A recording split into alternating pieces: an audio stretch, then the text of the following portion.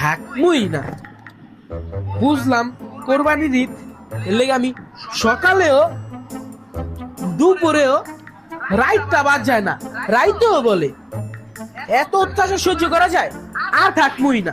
দূর, কেউ আটকাইতে পারবো? কিছে বাবা, তোমার সমস্যাটা কোন জায়গায়? আমার সমস্যা? আচ্ছা আম্মু, আজকে রাতে কি রাঁধছো? গরুর কালাবুনা। কালকে সকালে কি খাবো? এই যে আজকে রাত্রে যে কালাবুনার ওটা দিয়ে কালকে সকালে রুটি দিয়ে খাবা। এই যে এটাই আমার সমস্যা, মানে সকাল বিকাল রাইতে গ্যাস্ট্রিক ওষুধ খাইতে খেতে পেটটা ভুলে গেছে আমার। আমি এখানে থাকতে পারুম না, আমার খালারা কোরবানি দেয় নাই, আমি বলে চাই আমি আর গরু মাংস খাইতে পারুম না। তোর খালার বাসে যাবি, তাহলে খালার এটা দিয়ে দিস। এটা কি? এটা গরুর মাংস। আরে রাইন্দা খাওয়াবে না তোর খালামনি।